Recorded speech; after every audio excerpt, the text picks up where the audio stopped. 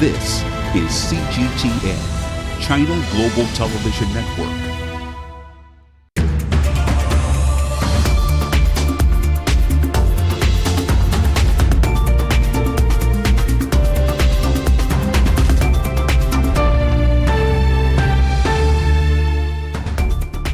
Hello and welcome to Dialogue. Over the past few years, Taiwan has been working through think tanks and other international forums to expand diplomatic relations and promote its independence agenda.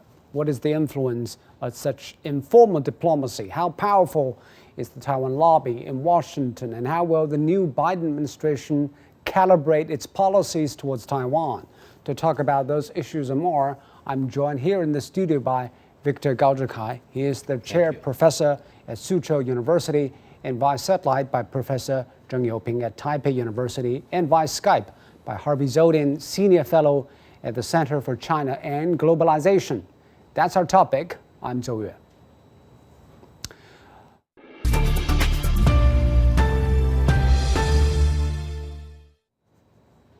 So about Taiwan's soft power strategy, obviously, there have been reports saying over the past few years, Taiwan has been focusing increasingly on reaching out to think tanks and forums to increase the profile of Taiwan and the prominence of the Taiwan issue.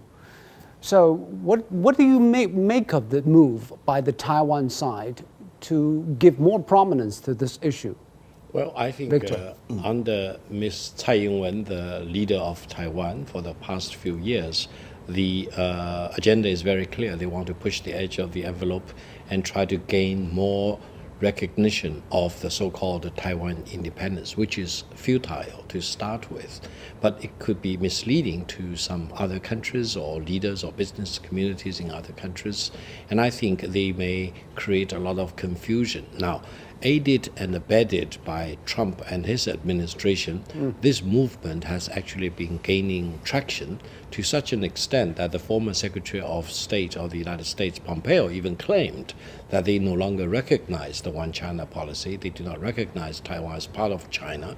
And this is completely in violation of all the understandings and commitments of the successive U.S. governments ever since Nixon. So I think eventually Ms. Tsai Ing-wen and his government's scheme will fail, but in between they may confuse the situation and lead to one disaster after another. So we need to be very careful and guard against that possibility. But Professor Cho, obviously Tsai Ing-wen succeeded in a sense reaching out to researchers in the U.S. and even some decision makers in the U.S.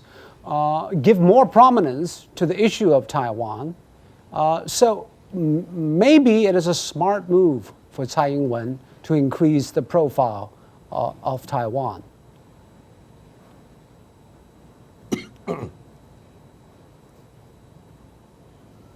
Professor Cho, what do you think?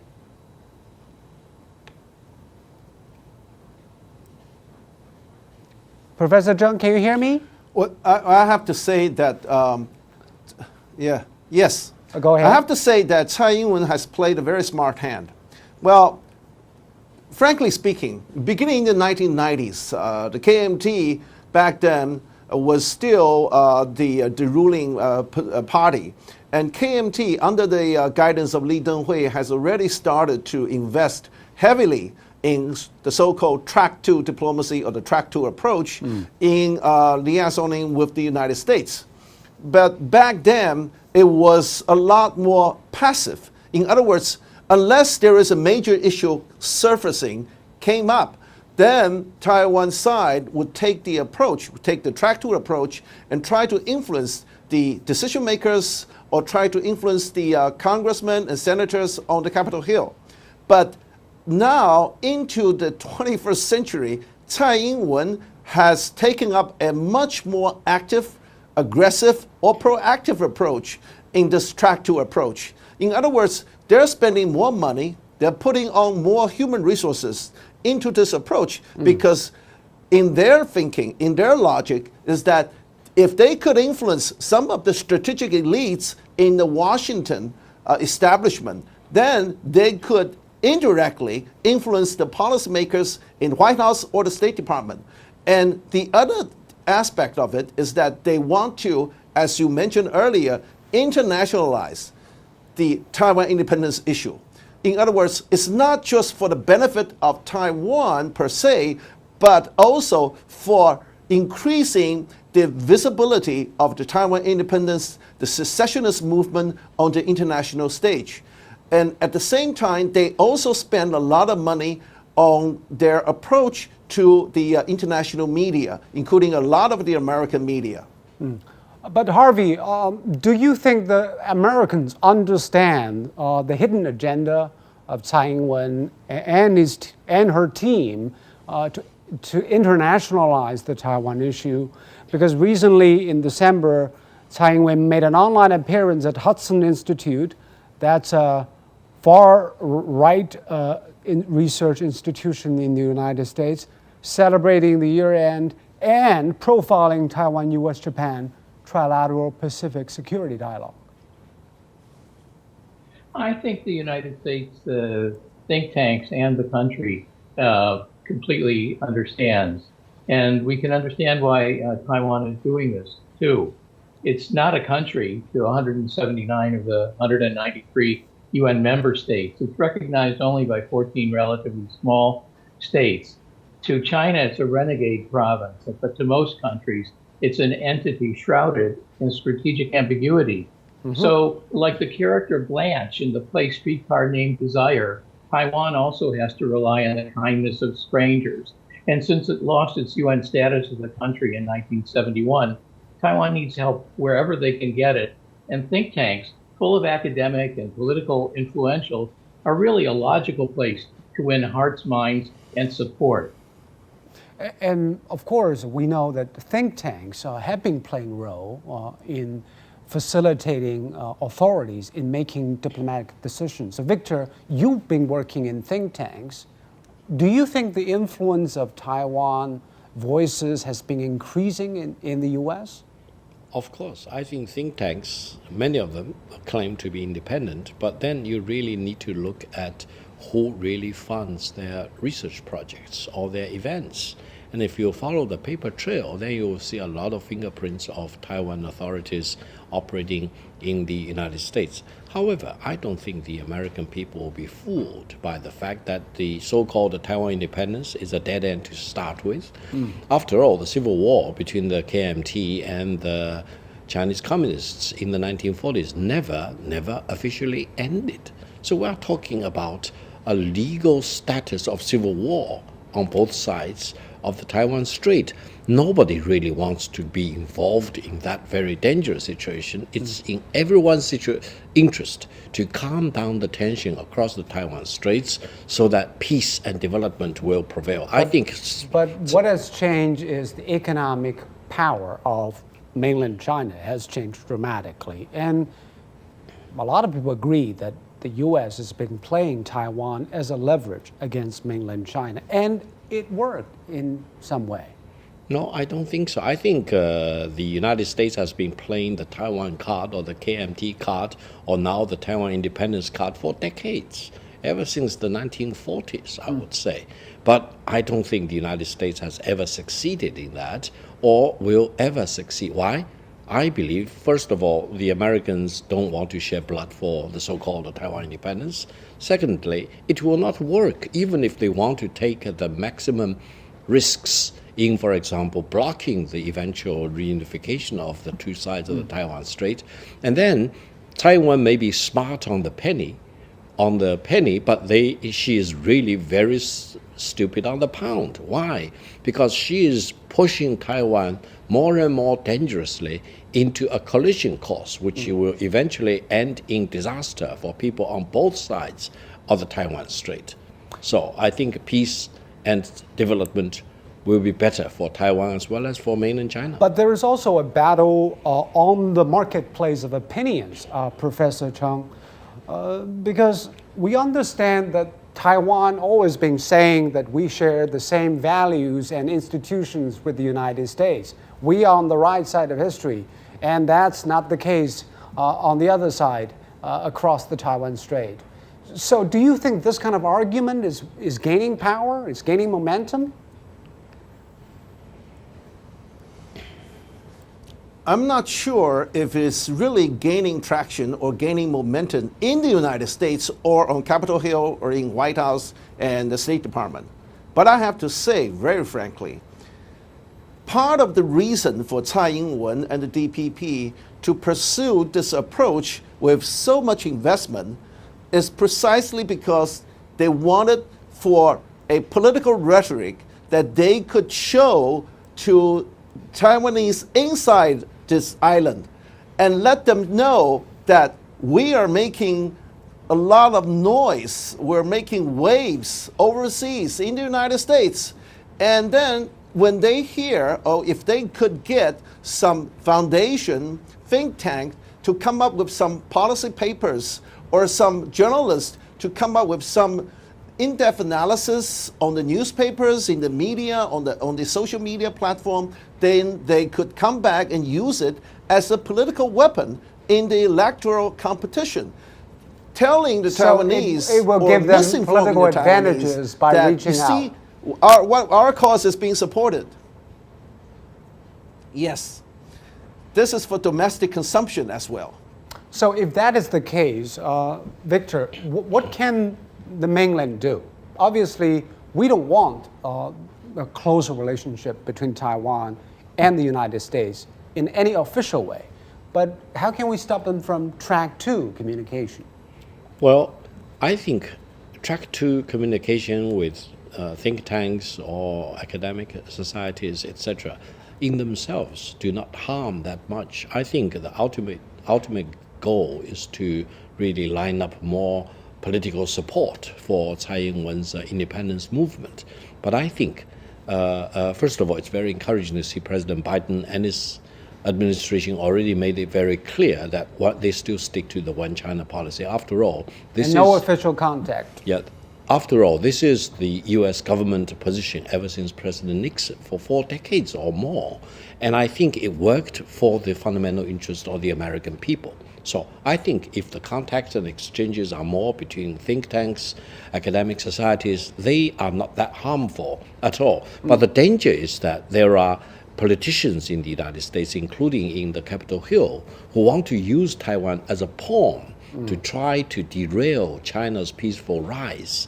And they are even ready to shed blood of the Taiwanese people and the mainland Chinese people for the sake of blocking China's economic rise. That's the most dangerous thing. And I hope Ms. Tsai Ing-wen will realize that this is not in her own interest. But what is in contrast here, Harvey, is that why Taiwan has been increasingly reaching out to American research institutions, the exchanges between China and the United States have been harmed and undermined during the Trump administration and remains a question mark during Biden administration.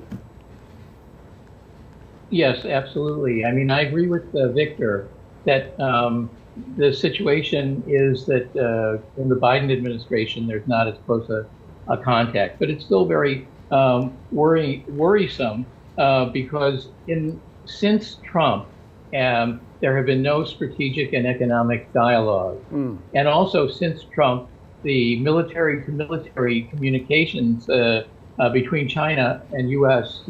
Have ceased for all practical purposes as well. We really need those. We need them badly because in the absence of a direct conversation between the two important parties, there's likely to be more and more misunderstanding. And because Trump and his colleagues have hyped up the situation so that if you look at American public opinion polls, China has gone from being looked at very positively by American citizens to now being more of an enemy or a negative, really. So we need to get these conversations online. We need more contacts between China and the U.S., and we need more contacts actually not only between decision makers in track 2 or whatever, but between people to people, so we can treat each other on a civil level and understand each other better. And about the reaching out to the think tanks, there is some research we have gathered according to a report last June by a liberal public policy magazine, The American Prospect. 5 of the U.S.'s most prominent think tanks. That includes the Hudson Institute, the Brookings Institutions, the Center for American Progress, the Center for New American Security, and the Center for Strategic and International Studies have been producing policy papers to push for expanded arms sales and trade agreement with Taiwan, while bearing the fact, while they receive high-level funding from the Taiwan government. So furthermore, according to a report from the Center of International Policy tracking foreign funding for top U.S. think tanks between 2014 and 2018, Taiwan was among the top 20 donors, spending roughly $3.25 million.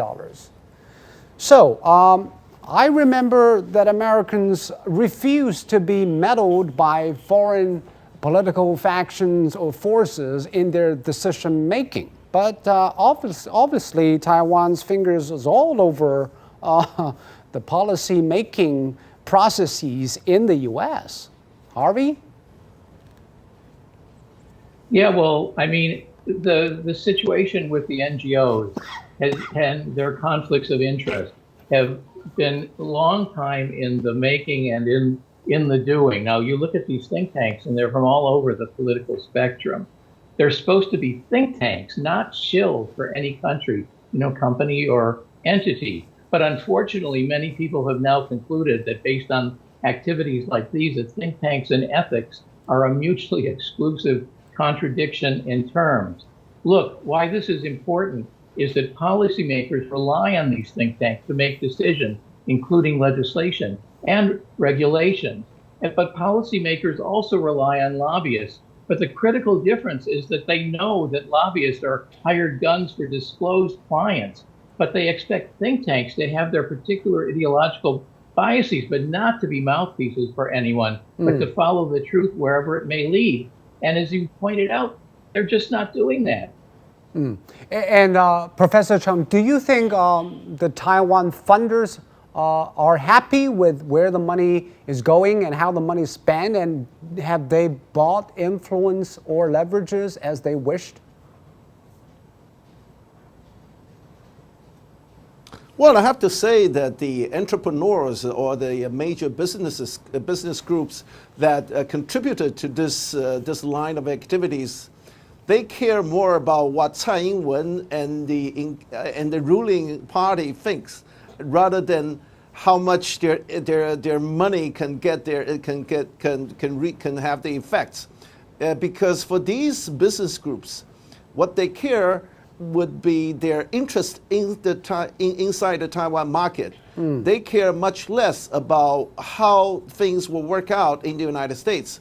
But I have to say that it is a pity that many of the think tanks or some of the economic institutions in the United States, they are, well, they're taking care of their own bottom line. In other words, the financial statement, they got to look at it. And when there are generous support coming from Taiwan, very, very few of them would reject this kind of offer. So many people here in Taiwan are beginning to question the validity or the reliability of these policy papers. You see them from time to time, and some of them coming from some of the so-called academic institutions or think tanks that you've never heard of before. So I have to say that Tsai Ing-wen and DPP have done a pretty good job in terms of trying to get at the American elites in these channels. But then the information they offer are often misguided or twisted, which means that they're not reliable at all. But we understand, Victor, former President Donald Trump stepped up arms sales to Taiwan and also lifted restrictions on contact with U.S. officials, which is unprecedented in the history of relations between China and the U.S. Do you think the think tanks has made any difference on his policies? And what will Biden learn from the past 4 years dealing with Taiwan? Well, I think under President Trump, before January the 20th this year, it's not only the think tanks, but, for example, people like Mike Pompeo, who eventually was sanctioned by the government But in they're China. feeding off each other narrative on Taiwan. Of course. I think I would say for think tanks, you need to follow their money trail to see who is really funding. And I think sometimes their recommendations and conclusions are not independently arrived, but driven by the funding. And that's actually very distorting, and sometimes it could be very misleading. But anyway, I think President Biden and his team are more balanced and more professional to start with. And I think, given time, we can expect a greater sense of responsibility by Biden and his team in dealing with major issues, including China-US relations, including major issues like Taiwan. And I think, given the fact that Biden has already made it clear that the US government will recognize the one China policy, will not push for Taiwan independence, I hope Ms. Tsai Ing-wen will learn a very good lesson and try to really mature up rather than barking at the wrong tree and wasting money to, for example, buy more influences in Washington to support Taiwan independence, which is a futile attempt to start with. Professor Chung, what is your take? Do you agree that Biden has a more professional team of diplomats and officials? Do Taiwan funders and influencers get the ears of President Biden?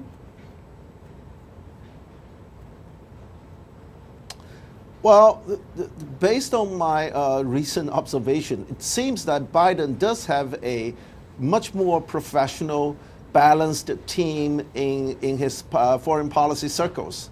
However, whether Taiwan, especially the independence movement, can still maintain their access or their influences, I have to say that it's something to be observed at a later stage, because it's kind of hard to know exactly what the Biden administration and some of these folks inside his foreign policy team would actually do in the future. But I have to say, what worries many people in Taiwan is that the biased, the unbalanced reports or papers produced as a result of these funding or the so-called donations would actually hide the political reality or the international geopolitical reality from people here in Taiwan. In other words, because of the need for internal consumption, many times Tsai Ing-wen and her team will translate those documents and policy papers and publish them on local media in Taiwan. And that seriously misguides Taiwanese people's perception about what kind of danger we are facing now. Okay. And oftentimes you see these policy papers exaggerate Taiwan's strength. Let's talk about vis-a-vis one mainland particular China. message that Taiwanese might be more than ready to consume, because recently Defense Secretary Lloyd Austin told the Senate that his administration's commitment to Taiwan security is rock solid. So how do Taiwan authority take this message? How will they sell this message, Professor Zhang? Well, they certainly trumped up this message, and they certainly has been beating about. They're selling these messages very loud to the public via the media, the news media that they control. However, the academics in Taiwan, or many of the policy elites in Taiwan, seriously question the intention of the United States government today, and they highly suspect that the United States has that kind of so-called rock solid support for Taiwan, because everybody realizes that America cares more about its own strategic interest rather than the interest of Taiwan. So it's kind of difficult to evaluate at this stage. But I have to say that it's doubtful whether this kind of a pitch, this kind of a PR pitch or sales can actually work inside Taiwan. Harvey, would you please get into the minds of decision makers in the U.S.? What is their formula of defining their strategic interests, their credibility, defending their allies in the rest of the world? Will they come to the aid of Taiwan if there's a military conflict? Well, I think that's a $64,000 question, obviously. I think we have a situation here of a triangle of the U.S., China, and Taiwan.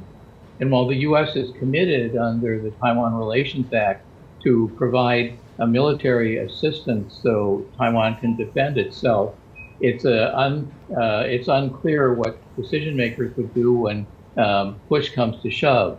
And I think if you look back over the last 4 years, it's not only Taiwan that can feel insecure about how that Taiwan Relations Act is applied, but it's all other American allies in their relationship to America, because Trump did not believe in collective action. He didn't even believe in supporting other countries. It was always America first.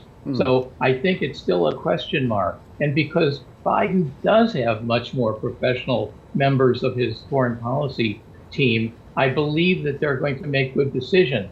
But I think it's going to take a while to communicate that. And you could see last weekend at the various conferences that the high-level people spoke at that there is an intention to be supportive. And like Biden said, America's back.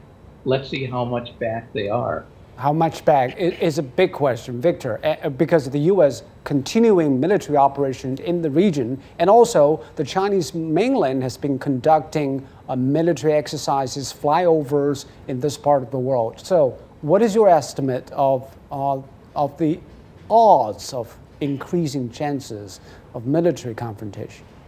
Well, I'm afraid if Ms. Tsai Ing-wen and his team keep pushing the edge of the envelope, the danger of a flaring up of tension across the two sides of the Taiwan Strait will really increase. And while Tsai Ing-wen and her team expect that when tensions break out, the U.S. troops will come to their rescue, I think they will be disappointed. I truly don't believe the American people want to shed blood for whatever Tsai Ing-wen and her team wants to achieve. And eventually, reunification between the two sides of the Taiwan Strait will happen. It will happen peacefully to the extent possible, and non-peacefully if it has to be. So I think let's look at the megatrend, and the megatrend is reunification of the two sides of the Taiwan Strait in due time. It may take a couple of years or 3 or 4 years, but it will happen. But recently, Foreign Minister Wang Yi of China urged the U.S. to stop conniving at or even supporting the erroneous words and actions of separatist forces for Taiwan independence. Harvey, do you think Washington take Wang's words seriously? They're nice words, but I'm not sure that Washington takes it seriously.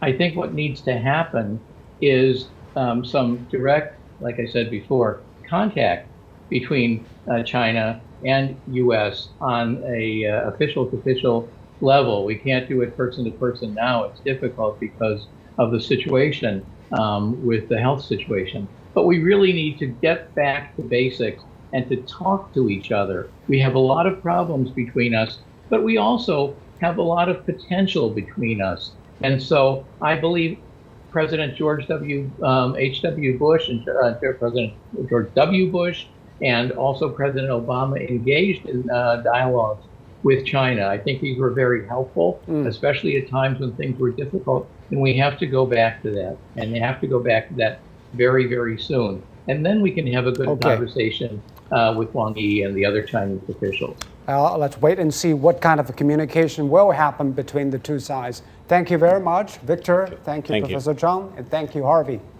You've been watching Dialogue here on CGTN. I'm Zoe in Beijing. Thank you for watching. Goodbye.